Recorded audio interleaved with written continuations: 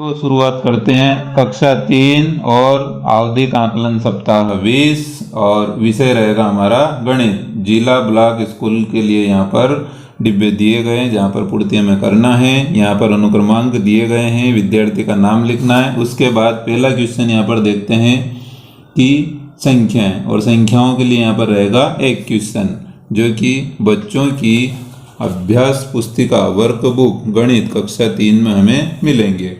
तो ये रहेगा पेज नंबर 1 2 3। यहाँ पर हमें स्टार्ट करना है। वर्कशीट नंबर रहेगी 97 97। आवधिक आकलन 2 पहला हमारा हो चुका है। दी गई संख्या के ठीक आगे की दो संख्याएं लिखिए 198। तो यहाँ पर यदि बच्चे सही से इसकी पूर्ति करते हैं 199 और यहाँ पर रहेगा 200 200। तो यहाँ पर हमें लिखना है नंबर 1, और यदि यह हमारा सवाल सही है तो यहाँ पर राइट का चिन्ह भी लगाना है।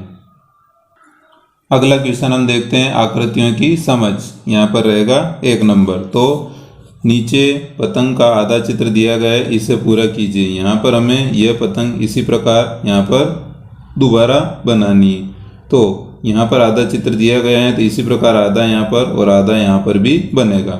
यदि बच्चे यहाँ पर ये पतंग का चित्र पूरा नहीं कर पाते हैं तो यहाँ पर रहेगा कि आकृतियों की समझ नहीं है। तो यहाँ पर नंबर जो प्राप्त होंगे वो 0 रहेंगे और लक्ष्य की प्राप्ति नहीं है। लक्ष्य की प्राप्ति नहीं होती है तो कोई दिक्कत नहीं है। उन अवधारणाओं का पुनः शिक्षण बचे हुए दिनों में किया जाएगा, यानी कि इनको हम जो अवधारणा हमारी बाकी है वो शिक्षक द्वारा यहाँ पर दोबारा करवाई जाएगी। जोड़ना एक सवाल। तो यहाँ पर दिया गया है एक डेयरी में 40 भैंस 12 गायें 8 बछड़े हैं। उस डेयरी में पशुओं की कुल कितनी संख्या है। क्योंकि जोड़ का सवाल है तो बच्चे यहाँ पर इस प्रकार लिखेंगे। संख्या लिखते समय याद रखना है कि यहाँ पर इकाई के नीचे इकाई और दहाई के नीचे दहाई। यदि ये गलती हुई तो ये 8 यदि यहाँ दहाई पर आएंगे तो उनके उत्तर जोड़ के गलत हो सकते हैं। इस प्रकार यहाँ पर वो सवाल को पहले मैनेज करते हैं, फिर यहाँ पर शून्य हासिल रहेगी हमारी 1 और 4 1 5 और एक 6 यानी कि 6 60। पशुओं की कुल संख्या तो यहाँ लिखना पड़ेगा। पशुओं की कुल संख्या रहेगी हमारी 60। यदि इतना सब कर पाते हैं तो जोड़ में रहेगा 1 नंबर और लक्ष्य को हासिल किया। घटाना एक सवाल 1 नंबर। एक ट्रेन की बोगी में 90 सवारियां हैं। अगले स्टेशन पर 31 सवारियां उतर गई। बोगी में कितनी सवारियां शेष बची। सबसे पहले यहाँ पर सवाल को जमाया जाएगा, इकाई दहाई के अनुसार अंकों को लिखा जाएगा। उसके बाद यहाँ पर यह भी ध्यान रखना है कि किस अंक में से किस अंक को घटाना है। बच्चों को यदि इकाई दहाई की समझ है और बड़े छोटे की समझ है तो बड़ी संख्या को ऊपर ही लिखेंगे। घटाव का चिन्ह कहाँ लगाना है यह भी हमें देखना है। 10 यहाँ से यहाँ उधार देंगे 10 में से 1 घटाएंगे तो यहाँ पर 9 और यहाँ बचेंगे 8 में से 3 घटाने पर यहाँ बचेंगे 5। इस प्रकार 59 सवारियाँ यहाँ पर शेष बची। और यदि यह घटाव का सवाल भी हमारा सही पाया जाता है तो उस बच्चे के सामने यहाँ पर लक्ष्य में 1 अंक प्राप्त और राइट लगाया जाएगा। अगला रहेगा मापन और यहाँ पर रहेगा 1 अंक। उन बर्तनों पर घेरा लगाइए जिनकी धारिता या आयतन समान है। तो हमें यहाँ पर उनकी साइज या आयतन देखना है। तो ये सबसे बड़ी बाल्टी है, सबसे छोटी है, लेकिन ये जो 2 बाल्टियाँ हैं इनकी धारिता लगभग एक समान है। तो इन पर यहाँ पर बच्चे यदि दोनों बाल्टियों पर इस प्रकार सर्कल बनाते हैं तो ये हमारा सही माना जाएगा। और यहाँ पर 1 राइट। आंकड़ों की समझ एक क्वेश्चन। यहाँ जो चार्ट दिया गया है यहाँ बताया गया है कि कक्षा के बच्चे दिन भर जितने गिलास पानी पीते हैं वो यहाँ बच्चों की संख्या है और यहाँ पर गिलास की संख्या दी गई है। अब क्वेश्चन ये है कि दिन भर में 4 गिलास पानी पीने वालों बच्चों की संख्या कितनी है। तो दी गई तालिका के अनुसार हम बहुत ही आसानी से पता लगा सकते हैं कि 1 2 3 4 यहाँ 4 गिलास पीने वाले बच्चों की संख्या रहेगी 3।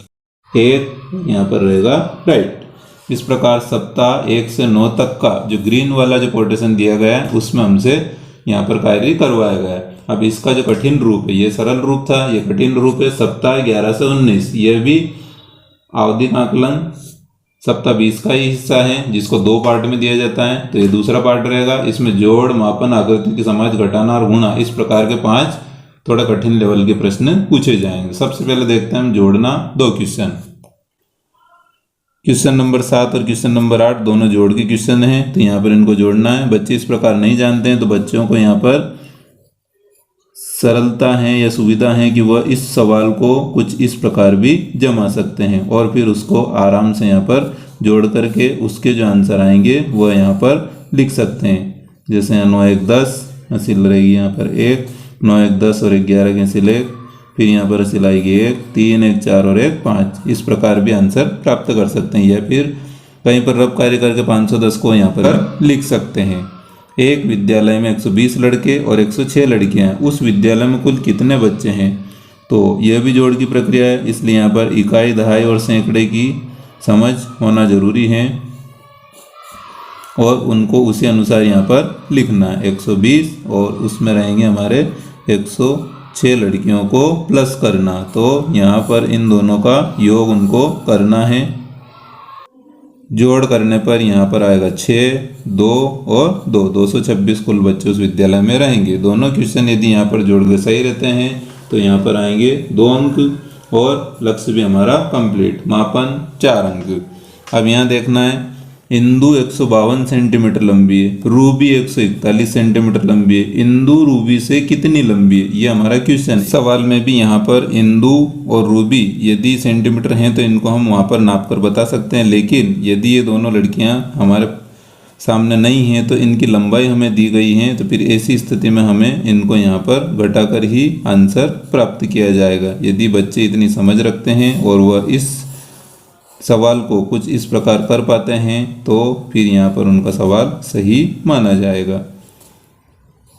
तो यहाँ पर इंदु रूबी से कितनी लंबी है, तो आंसर कुछ इस प्रकार रहेंगे। यह हमारा सवाल नंबर 9 पहला सवाल रहेगा, क्योंकि हमें मापन के 4 सवाल करने हैं। यह हमारा दूसरा रहेगा 10वां, इसी प्रकार ये 11वां हमारा तीसरा और ये 12वां हमारा चौथा। 4 सवाल हमारे यहाँ पर मापन के रहेंगे।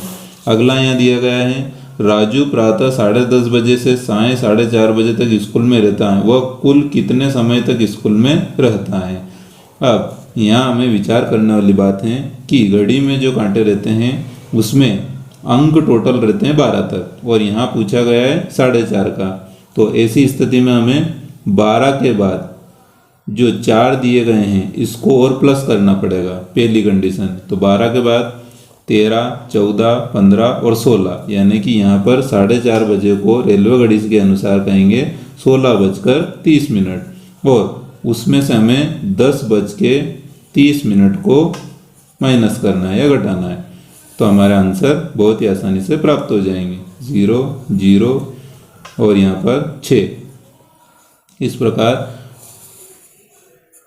वह कुल कितने समय स्कूल में रहता है, तो यहाँ रहेगा 6 घंटे। यदि इसको साधारण भाषा में भी यदि हम जोड़ते हैं तो यहाँ पर हम 10:30 के बाद गिन सकते हैं 11:30, 12:30, 1:30, 2:30, 3:30 और 4:30, कुल मिलाकर 6 घंटे हुए। अगला, जुलाई माह की अंतिम तारीख को रविवार है, तो जुलाई माह की जो अंतिम तारीख रहेगी वो रहेगी 31 और 31 के दिन है हमारा संडे। अगले मंगलवार को कितनी तारीख होगी, तो उसके बाद हमारा 1 तारीख को आएगा सोमवार, मंडे, और इसके बाद जो 2 तारीख रहेगी उस दिन आएगा हमारा मंगलवार। तो यहाँ पर बच्चे यदि इस प्रकार कैलकुलेशन करते हैं तो वह 2 तारीख तक जरूर पहुँच जाएंगे। और अगला सवाल है, शक्कर की एक बोरी में 45 किलोग्राम वजन है, दूसरी बोरी में 48 किलोग्राम वजन है, दोनों बोरियों में कुल कितना वजन होगा? तो 45 kg ये किलोग्राम और दूसरे नंबर पर रहेगा यहाँ 48 किलोग्राम। अब दोनों का वजन पूछा है, जब दोनों या कुल शब्द आता है तो बच्चों को समझ में आना चाहिए कि यहाँ पर जोड़ होगा, इसलिए वो यहाँ पर आसानी से इसका जोड़ करेंगे और जोड़ करने के बाद उनको यदि यहाँ पर 93 kg या किलोग्राम वजन प्राप्त होता है तो इस प्रकार ये सवाल हमारा सही रहेगा। माना कि यहाँ पर 1-2 सवाल कम होते हैं तो फिर हम यहाँ लिख सकते हैं कि यहाँ पर बच्चे द्वारा केवल एक ही सवाल किया गया, इसलिए यहाँ पर लक्ष्य की पूर्ति नहीं हो पाई, इसलिए यहाँ पर क्रॉस का निशान लग जाएगा। आकृतियों की समझ के 2 सवाल। तो आकृतियों की समझ का सवाल रहेगा 13 नंबर पे और एक अगले पेज पर 14 नंबर पे। यहाँ पूछा गया है दी गई आकृति में कितने त्रिकोण हैं, यानी कि त्रिभुज। सबसे पहले तो उनको जो दिख रहे हैं वो बताएंगे या वो गिनेंगे। तो 1, 2, 3 और 4 जो त्रिभुज उनको दिख रहे हैं। तो यहाँ संख्या बच्चे अधिकांश 4 भी कर सकते हैं, लेकिन यहाँ पर यदि हम इन दोनों त्रिभुज को 1 और 2 को मिलाते हैं तो फिर हमारे सामने यह हमारा बेस रहेगा और यहाँ से यहाँ तक का एक त्रिभुज बनेगा। 1 और 2 मिलाने पर एक त्रिभुज बना, 2 और 3 को मिलाने पर 2, 3 और 4 को मिलाने पर 3 और 4 और 1 को मिलाने पर 4। इस प्रकार 4 नए अदृश्य त्रिभुज और हमें यहाँ पर मिलेंगे। तो कुल त्रिकोणीय त्रिभुज की संख्या यहाँ पर रहेगी 8। यह हमारा आकृतियों की समझ वाला पहला क्वेश्चन। आकृतियों की समझ वाला दूसरा क्वेश्चन 14। दी गई आकृति के किनारे एवं कोनों की संख्या लिखिए। सबसे पहले हम देखते हैं कोने और यहाँ पर किनारे दिए गए हैं। तो किनारों की यदि बात की जाए तो ये हमारे किनारे रहेंगे। तो 1 यहाँ पर रहेगा, ये हमारा 1, ये हमारा रहेगा 2, ये हमारा रहेगा 3 और ये इधर रहेगा 4।